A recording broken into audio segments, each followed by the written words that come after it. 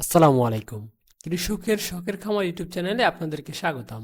বাংলাদেশে ডিসেম্বর মাস হলো সবজি চাষের সবচেয়ে সুবিধাজনক সময়গুলোর মধ্যে একটি। শীতের আবহাওয়া, সকালের হালকা কুয়াশা আর দিনের নরম রোদ সব মিলিয়ে ফসল দ্রুত বাড়ে এবং রোগবালাই তুলনামূলক কম হয়। আজকের এই ভিডিওতে দেখাবো ডিসেম্বর মাসে যে সবজিগুলো লাগালে সবচেয়ে ভালো ফলন পাওয়া যায় এবং প্রতিটি সবজির জমি প্রস্তুত, বীজ লাগানো, সার ব্যবস্থাপনা এবং পোকামাকড় নিয়ন্ত্রণ সম্পর্কে আলোচনা করব। তাহলে চলুন শুরু করি। 1 নম্বরে লাউ। লাউ সাধারণত উঁচু জমিতে ভালো জন্মে। লাউয়ের জমি আগেই চাষ দিয়ে ঝুরঝুরে করে নেবেন। এরপর 2.5 ফুট বাই 3 ফুট চওড়া গর্ত করবেন। প্রতিটি গর্তে কমপক্ষে 5 থেকে 7 কেজি পচা গোবর, একটু ছাই ও মাটি মিশিয়ে দিতে হবে। তারপর প্রতিটি গর্তে 2 থেকে 3টি বীজ দিন। লাউ চাষে সবচেয়ে গুরুত্বপূর্ণ অংশ হলো মাচা। লাউয়ের ডগা যখন 8 থেকে 10 পাতা হবে তখন মাচা দিয়ে দিতে হবে এবং 10 থেকে 12 পাতার পরে লাউয়ের মাথা কাটিং করে দিতে হবে যাতে লাউয়ের শাখা প্রশাখা বৃদ্ধি পায়। লাউ গাছে সবচেয়ে মাছি পোকার আক্রমণ বেশি হয়, তাই মাছি পোকা দমনের জন্য হলুদ স্টিকি ট্র্যাপ ব্যবহার করতে পারেন এবং ফল ছিদ্রকারী পোকার জন্য ফেরোমন ফাঁদ ব্যবহার করলে ভালো সুবিধা পাওয়া যায়। 2 নম্বরে মরিচ। মরিচের জন্য অবশ্যই রোদেলা জায়গা নির্বাচন করতে হবে। মরিচের সবচেয়ে বড় সমস্যা হলো পাতা মোচড়ানো ভাইরাস। এতে পাতা মোচড়া এবং ফলন নষ্ট হয়। ভাইরাস হলে গাছ বাঁচানো কঠিন, তাই শুরু থেকেই নিয়মিত নিম তেল স্প্রে করুন। এছাড়া থ্রিপস পোকা থাকলে পাতার নিচে রূপালী দাগ পড়ে।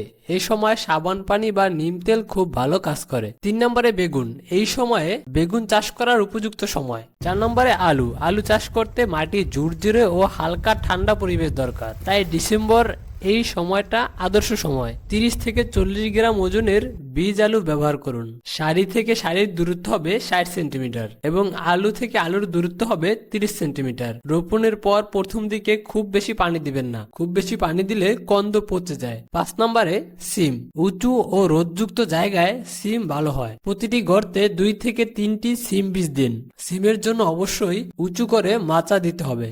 6 নম্বরে ফুলকপি। আপনারা জানেন ফুলকপি শীতকালীন সবজি, তাই ডিসেম্বর মাস ফুলকপি রোপণের জন্য একদম পারফেক্ট সময়। সেই সাথে বাঁধাকপিও রোপণ করা যায়। এছাড়া রয়েছে কচু। সামান্য স্যাঁতসেঁতে মাটি ভালো হয়, অর্থাৎ যেই মাটিতে খুব বেশি রোদ পড়ে না, স্যাঁতসেঁতে পানি থাকে সবসময়, ওই মাটিতে কচু চাষ করা যায়। আরেকটি সবচেয়ে পরিচিত সবজি হচ্ছে মিষ্টি কুমড়া। গর্তে পর্যাপ্ত পরিমাণ জৈব সার দিয়ে মিষ্টি কুমড়ার বীজ বপন করলে খুব দ্রুত গাছ বৃদ্ধি পায় এবং ভালো ফলন দেয়। মাছি পোকা এবং ফল ছিদ্রকারী পোকা নিধনের জন্য ফেরোমন ফাঁদ ব্যবহার করলে খুব উপকার পাওয়া যায়। 10 নম্বরে চাল কুমড়া।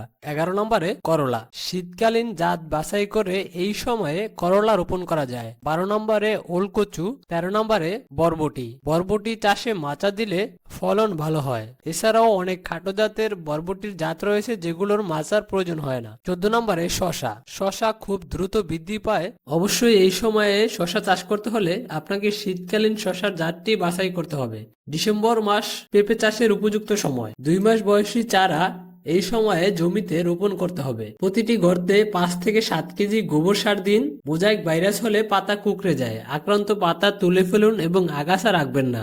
16 নম্বরে দুন্দুল। দুন্দুল খুব দ্রুত বাড়ে এবং মাচা দিতে পারলে ফলন বেশি হয়। ফল ছিদ্রকারী পোকা দমনের জন্য স্টিকি ট্র্যাপ খুবই কার্যকর এবং পাতা খেকো পোকা হলে নিম তেল স্প্রে করে দিন। 17 নম্বরে ঝিঙে।